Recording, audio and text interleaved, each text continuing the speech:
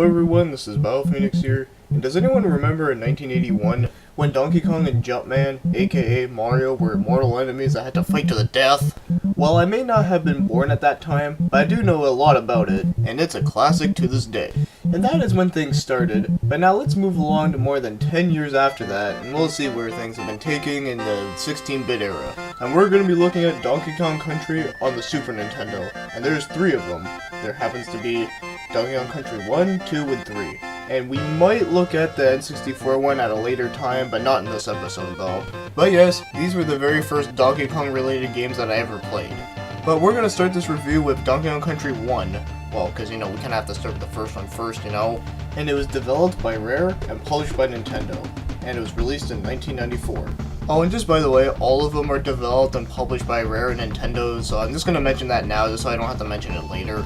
And as always, let's start with the story. And the story goes a little bit like this. Donkey Kong has a horde of bananas, and they were all taken by King K. Rool, which I really don't understand how an alligator would take bananas from him, but no idea. So I guess you could say he's a massive troller, but anyways, Donkey Kong decides to go on an adventure with his nephew Diddy Kong to get the bananas back and to kick some tail. And that's the basic of the story right there. But as for the gameplay, it's a platformer game with great level designs and has a good challenge to it. It also has some cool animals to ride on, and yes, this game is very well known to be very fun, and just about has everything you need to make an excellent platformer game. And yes, this game can be pretty hard sometimes, but the challenge is still fun, although those water levels, man, I swear to fucking god, man, those levels are fucking pain in the ass. But this also seems like an ongoing theme with Nintendo games sometimes. Like, the water levels are always really annoying. For an example, like in Mario games, Banjo-Kazooie, and the most infamous one would probably have to be the Water Temple in Zelda. Ugh.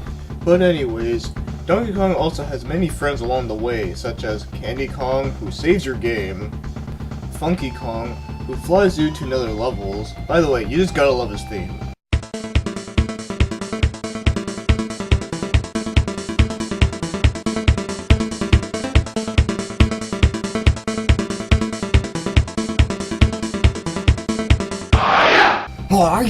And finally, Cranky Kong, who tells you random shit. In other words, useless. Oh, and one last thing to mention, the bosses in this game are actually really fun to fight, I find. Although one thing about the bosses that I wish they could have done was that the boss of the snow level is actually just the first boss, but just like a bit harder. And I thought it would have been better if they would have had something completely different rather than just reuse the same type of thing, but oh well. And there was one boss level in this game that actually makes me laugh, and the name of it is Necky's Nuts.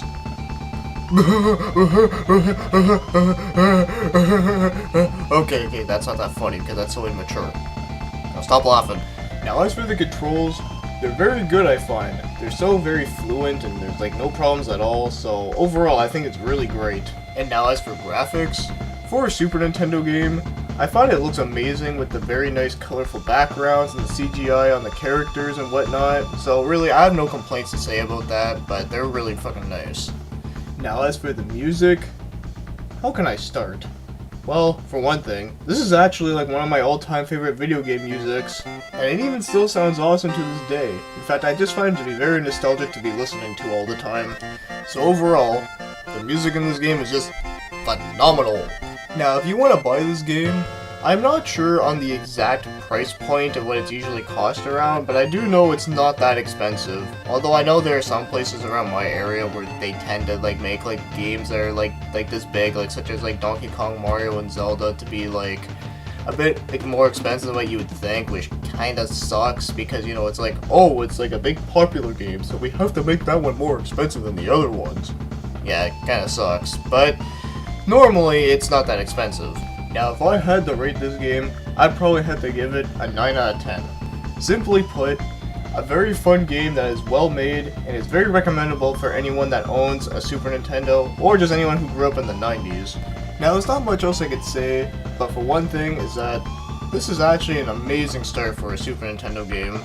Now, let's move on to Donkey Kong Country 2, Diddy Kong's Quest. And it was released in 1995, and like I said before, it's made by the same developer and publisher and blah blah blah blah blah blah. But in this one, you're using Diddy Kong. And then there is a new character named Dixie Kong, who can fly with her weird banana-looking hair. But it actually ends up being very useful. And I like her victory theme better since she actually plays a guitar.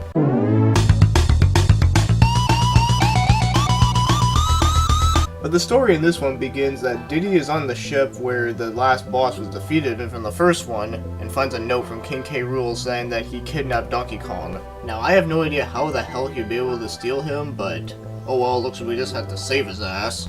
And I do really like that you can see the original island from the first game in the background, but you're on a new island that happens to be owned by Captain K. Rool.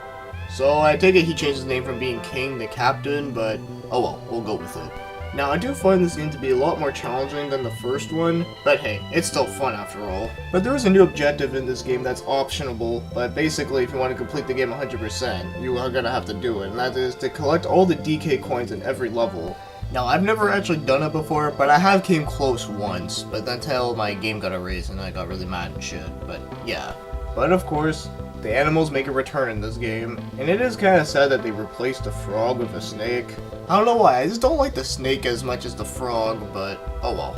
Now, one thing I do find cool with this game is that there's a lot more environmental levels. Like, for an example, there's like the hive level where basically you can like stick to like the walls or some parts of the ground. Then there's a bramble levels where basically there's like spikes everywhere and you don't want to touch them. And as for the bosses, they're a lot harder in this one, but they're still very fun. Although, believe it or not, when I was a kid, I used to fucking hate the boss, King Zing Sting, because I remember I always used to have such a hard time hitting that stupid stinger that he has, and then there's also just the fact that I used to think that this boss was actually harder than the last boss, because it took me more tries to beat this boss than the last one. Yeah, now it's actually kind of the opposite way around, since I actually figured out how to make it easier for myself with this boss, but still, I still hate it. But my most hated level in this game would probably have to be Toxic Tower.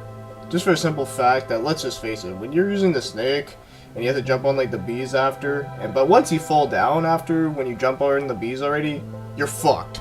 But thankfully enough, this level is like way later on, so at least they actually put a tough level way later on rather than making a tough level at the beginning. Oh god, that'd be very frustration. Oh, something else that's really funny I have to mention, that when I was a kid, when I was playing this, there's a new Kong in this game, and pretty much what he does is that you answer quizzes and you get lives and stuff, which is alright. But I remember when I was younger, in the little picture on the map of his face, I used to think that was Donkey Kong, and then I was thinking like, wait a minute, he's kidnapped, how the fuck is he right here? And then after reading it, I was like, oh, okay, I get it. It was just something funny I remembered. Now, as for the controls, they're exactly the same thing as Donkey Kong Country 1, so everything's all good. And at least they learned one thing: don't fix what is not broken. Now, the graphics in this game are pretty much also the same, so it looks all great, so no complaints and yada yada yada. But one specific thing I will mention about the graphics is that I really love the sky background in the Bramble level. I just find it nice and relaxing. I don't know why. And as for the music, pretty much the same exact thing like the first one. It's all awesome, it's like also one of my favorite video game music, so it's all fucking good shit. And of course, it's really hard to pick my first favorite music because there's just so much awesome ones in the game. But yeah, it's all fucking good.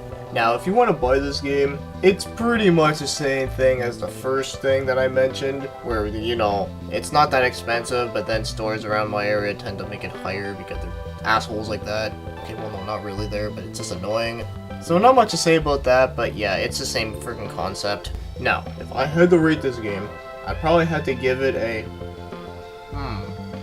You know, I'm having a hard time since this game is not perfect, but it's really hard to give a game a 10 out of 10 because, you know, I don't really believe in a perfect game, so this is as best as it can get, is that I think this game deserves a 9 out of 10.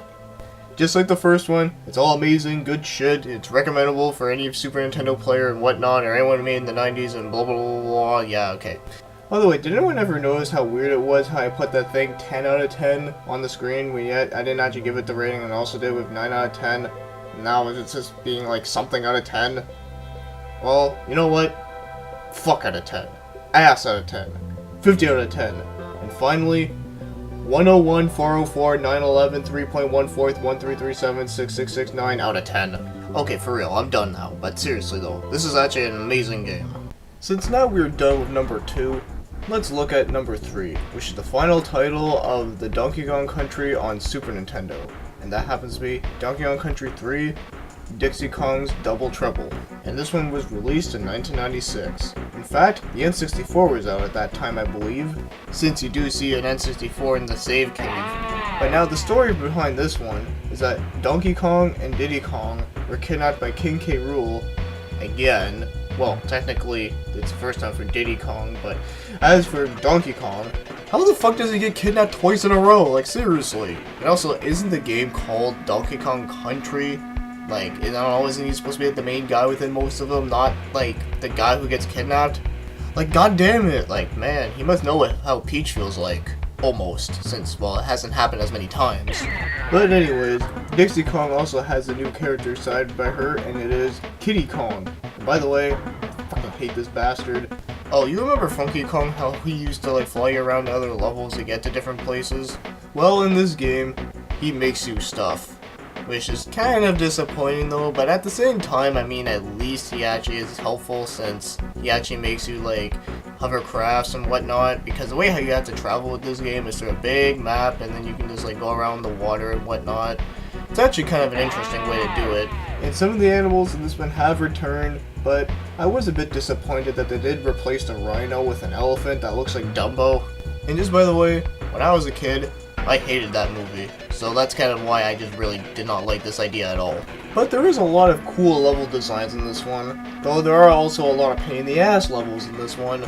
And to give some examples, I really do not like that pipe level where the controls are backwards. And by the way, turning the controller upside down does not work. I've tried that.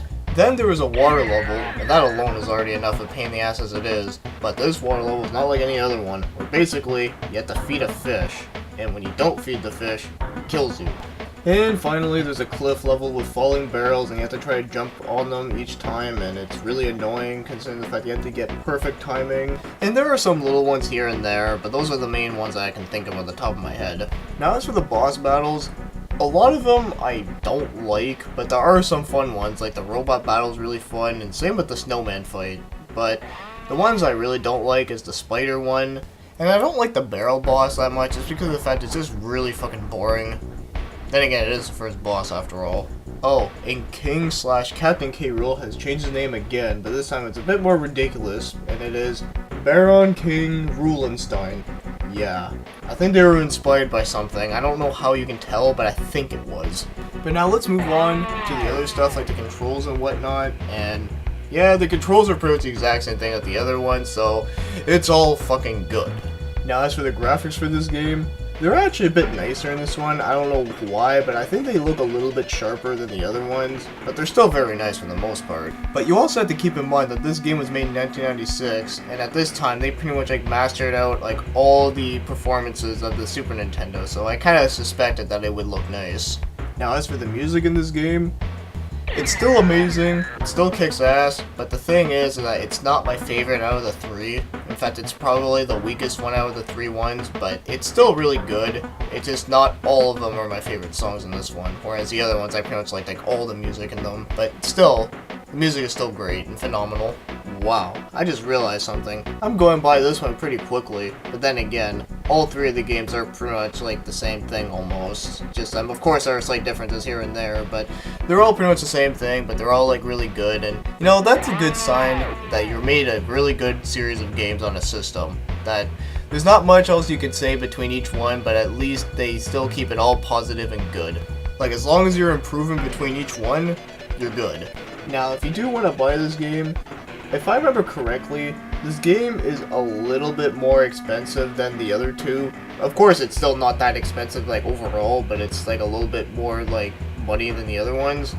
And, of course, as, again, you know, the whole bullshit thing, whatever you want to call it. But I also know that most games that usually do come out at, like, the end of a life of a system usually does become a little bit, like, more expensive than what you would think. Not by a lot. Well, maybe there might be some that might be a lot more expensive than others, but still. It all really depends on the production, right? Now, if I had to rate this game, I'd probably have to give it an 8 out of 10. It's still a great game, But I don't like it as much as the other ones though, but it's still very fun. It still has good levels, good music, good graphics, and all that good stuff. But of course, this is just my opinion on it there. I mean, I did know other people that like this one better than the other ones, but that's okay though. I mean, I can understand why people would think so and whatnot, so hey, this is just for fun, right? Now that takes care of 3 Donkey Kong Country games on the Super Nintendo. Now, there is one on the N64 like I mentioned, and I will probably take a look at that one at a later time, but I'm not sure when. And then of course there is Donkey Kong Country Returns on the Wii. I don't have this game, but I have played it once before, and it's pretty fun. And then there's a newer one coming up at the time of this video is being released, and that is Donkey Kong Country Returns Tropical Freeze on the Wii U. And oddly enough, that game actually comes out on my birthday, so that's kinda interesting. And it's a good thing that these games are still coming along, even though they did take a big break since, you know, Rare kind of got bought out by Microsoft. And by the way, that was a real shitty deal right there, because I mean, Rare now is pretty much dead in the water, and it's really a shame because, you know, they've done so much great work back then. Since I figured I might as well talk a little bit about that, since I know that Rare is the one that made these games so great, and yet now they're, like, dead, which is very, very sad. But anyways, this is all I have to say about all the 3 Donkey Kong Country games from the Super Nintendo, and yeah, I grew up with all these, and they were really amazing and whatnot, so I really hope you enjoyed this review. Thanks for watching and commenting.